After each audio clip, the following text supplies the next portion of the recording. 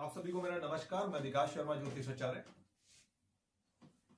हस्तरेखा के इस पीरियड्स में मैं आपके लिए एक और सब्जेक्ट लेकर आया हूं और आज मैं बात करूंगा अंगूठे को लेके, थम्स को लेके। उससे पहले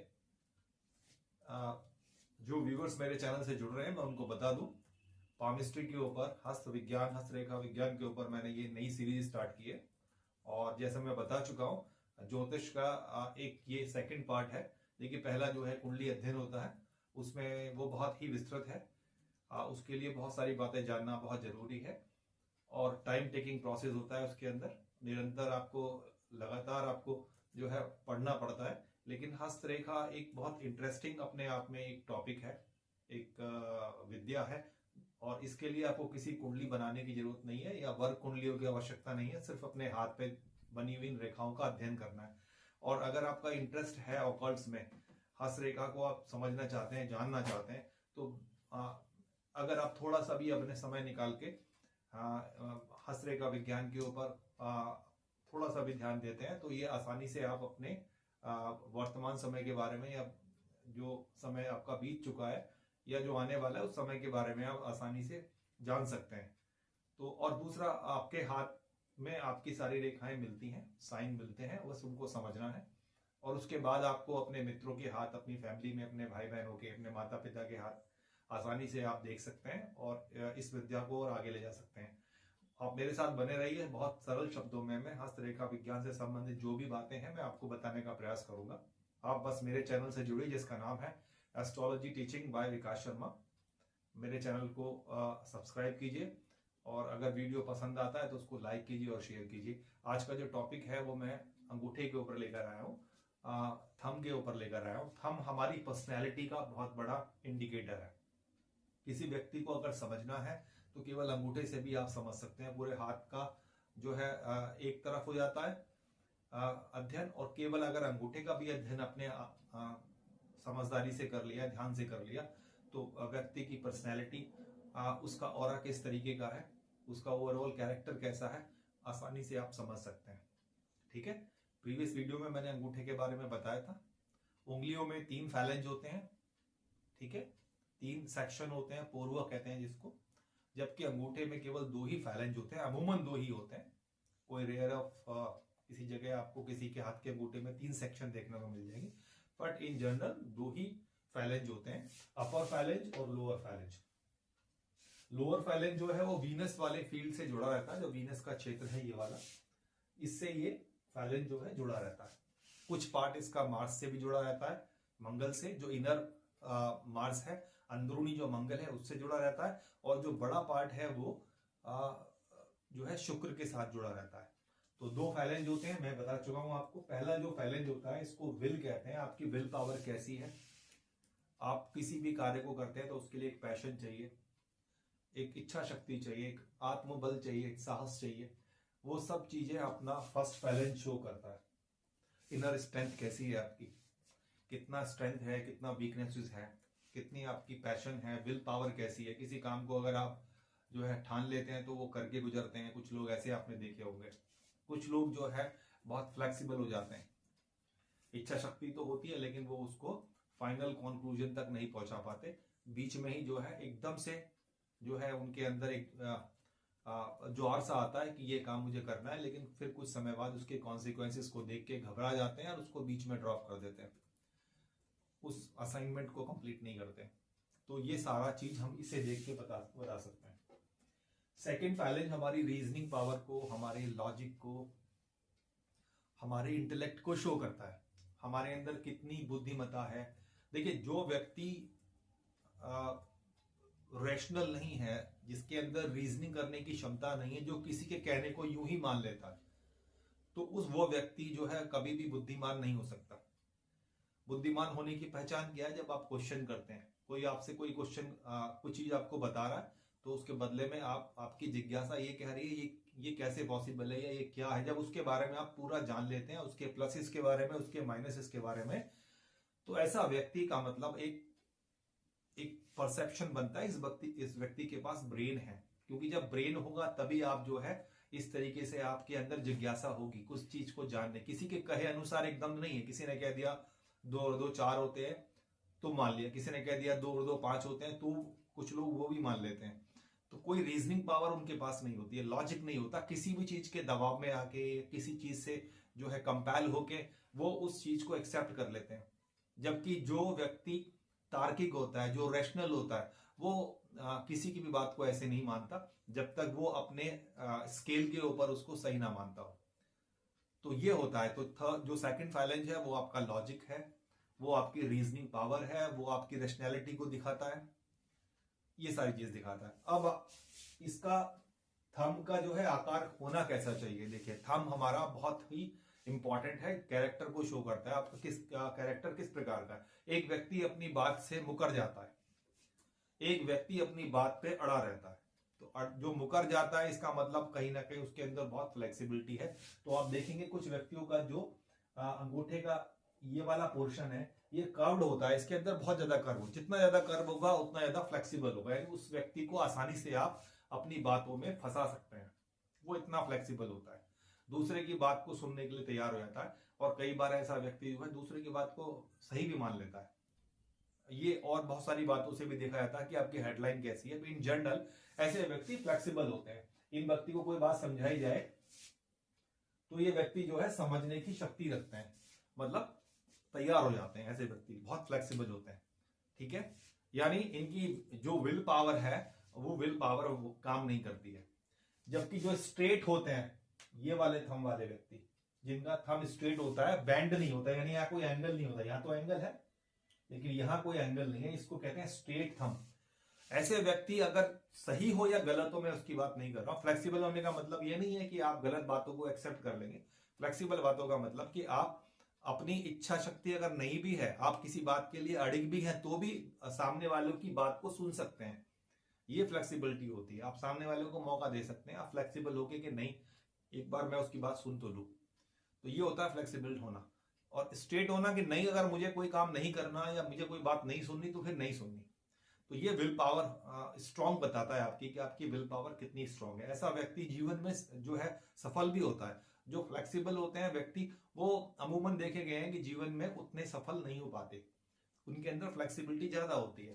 तो इच्छा शक्ति का प्रबल होना क्या बताता है, ये आपका स्ट्रेटनेस ऑफ थंब। जितना स्ट्रेट होगा थंब और जितना इस थंब के ऊपर मास होगा, यानी जितना ये मस्कुलर होगा उतना ये अच्छा थंब माना जाता है। यानी आपके हाथ की कंपैरिजन में ये अच्छा लंबा भी होना चाहिए, लॉन्ग भी होना चाहिए और मस्कुलर भी होना चाहिए, दोनों बातें हैं।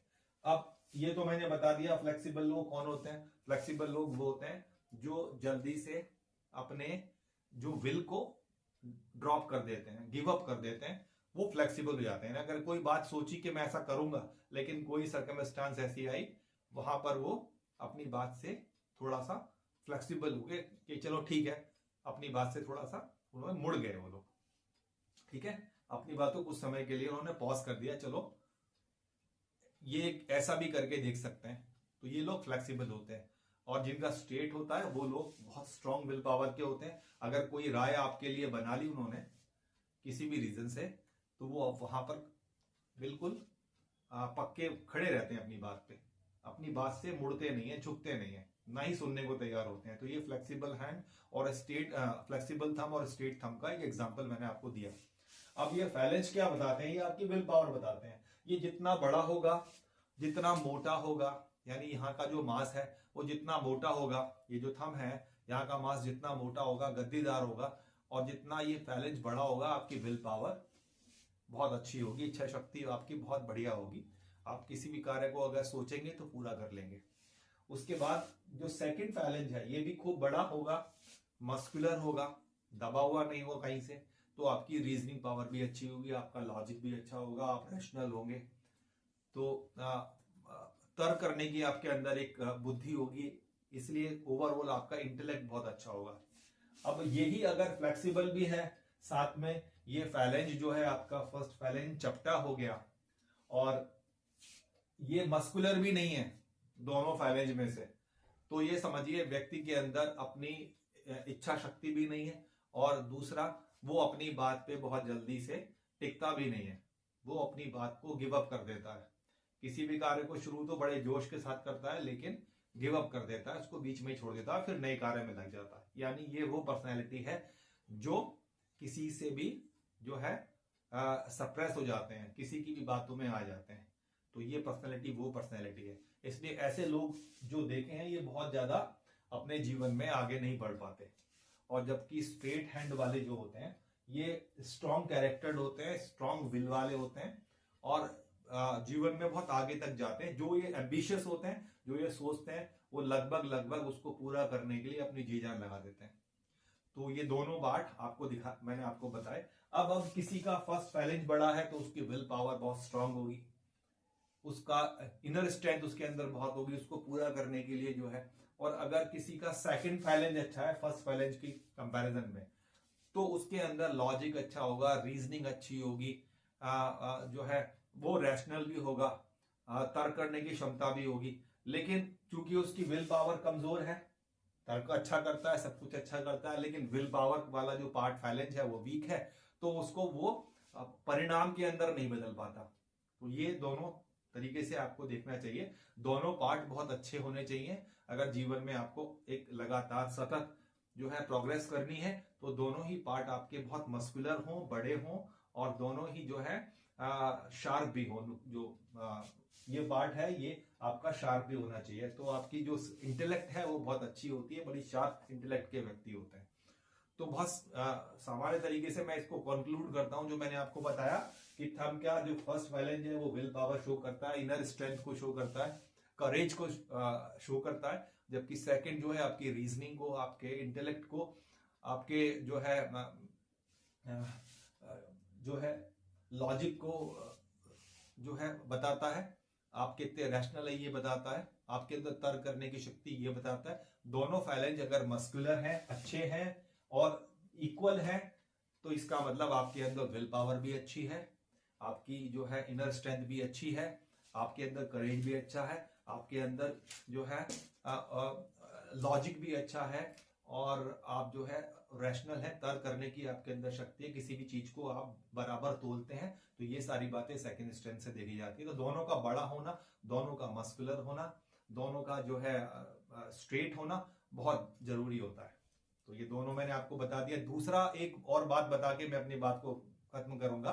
देखिए अंगूठा का ये जो एंगल होता है, ये फिंगर है और ये थंब है, तो ये जो एंगल होता है ना तो ये 90 डिग्री होना चाहिए, ना ये 90 डिग्री से बड़ा होना चाहिए और ना ही ये 90 डिग्री, ये 30 डिग्री वाला होना चाहिए। ये तीनों ही जो है पोजीशन जो है रॉन्ग हो जाती है। तो ना तो 30 डिग्री का एंगल बनाए ये भी अच्छा नहीं है, ना ही 90 डिग्री का एंगल बनाए ये भी अच्छा नहीं माना जाता, ना 90 डिग्री से ज्यादा का एंगल बने वो भी अच्छा नहीं माना जाता। एंगल बने तो जो है लगभग 60 डिग्री से 80 डिग्री के बीच का अगर एंगल बनता है तो ये एंगल अच्छा माना जाता है। क्योंकि इस एंगल में क्या होता है, ये जो 30 डिग्री से कम का या 30 डिग्री तक का एंगल बनता है तो ऐसे व्यक्ति के अंदर इंटेलेक्ट की कमी होती है, बुद्धि की कमी होती है, ब्रेन जो है फुल्ली डेवलप नहीं होता। दूसरा, अगर 90 से ज्यादा का एंगल बन रहा है दोनों के बीच में, तो ऐसे व्यक्ति जो है किसी के दबाव में नहीं आते और जो है इनको ये किसी के दबाव में काम कर ही नहीं सकते। इसलिए ऐसे व्यक्ति जो है खुद का स्वयं का कार्य करते हैं और इनके अंदर रिस्क टेकिंग कैपेसिटी बहुत ज्यादा हो जाती है और बड़े निर्भीक होते हैं और एकदम से इनके अंदर गुस्सा भी बहुत ज्यादा मात्रा में आता है। और जैसे मैं बता चुका हूं, ये किसी के जो है दबाव में बिल्कुल भी कार्य नहीं कर सकते। इसलिए स्वतंत्र रहना, फ्रीडम रहना इनको, फ्रीडम इनको अच्छी लगती है। तो ऐसा कार्य करते हैं जिसमें ये किसी के प्रति लायबल ना हो। और ये जो एंगल बनता है 60 से 80 डिग्री वाला, ये सोशल हो जाते हैं और हर चीज को जो है बैलेंस करके चलने वाले होते हैं। तो जैसे मैं बता चुका हूं, हर चीज में एक बात हमेशा बराबर बैठती है कि हमारा excess of everything is bad. कोई भी चीज बहुत ज्यादा मात्रा में होती है वो भी अच्छी नहीं होती है, कोई चीज बहुत कम मात्रा में है वो भी अच्छी नहीं मानी जाती। इसलिए बैलेंस होनी चाहिए, हमेशा वही चीज अच्छी मानी जाती है। तो ये मैंने आपको तीनों चीज आपको बता दी कि इनमें और इनमें क्या होता है। तो ये सबसे बेस्ट पोजीशन कहलाती है जहां पे 60 से 80 डिग्री के बीच का एंगल फॉर्म्ड होता है। तो ऐसे व्यक्ति जो है सोच समझ के कार्य करने वाले होते हैं और अपनी बुद्धि का, अपने विवेक का पूरा ध्यान रखते हैं। अब एक लास्ट बात करके मैं अपनी बात को खत्म करूंगा। अंगूठा बड़ा हो, मस्कुलर हो, दोनों फाइलेंज अच्छे हो, शेप में हो, बड़े हो तो अच्छा माना जाता है। अगर अंगूठा बहुत छोटा है, पतला है, तो ऐसे व्यक्तियों का जो है बौद्धिक स्तर भी बहुत कम पाया जाता है। ये सामान्य मैंने आपको जानकारी देने का प्रयास किया। उम्मीद करता हूं आपको ये बातें समझ में आई होंगी जो मैंने आपको बताया है। आप अपना अंगूठा अपने फैमिली में अपने भाई बहनों का अंगूठा देख सकते हैं, अपने पेरेंट्स के आप देख सकते हैं, तो अपने मित्रों का देख सकते हैं। तो वहां से आपको ये बात जो है मालूम पड़ेगी। तो आज मैं अपनी वाणी को यही विराम देता हूँ। ये आपको वीडियो कैसा लगा आप मुझे कमेंट्स करके बता सकते हैं। अच्छा लगा तो इसको लाइक कीजिएगा, शेयर कीजिएगा और मेरे चैनल एस्ट्रोलॉजी टीचिंग बाय विकास शर्मा इसको सब्सक्राइब कीजिए। मिलता हूं एक अगले इंपॉर्टेंट टॉपिक के साथ अगले वीडियो में। तब तक के लिए नमस्कार।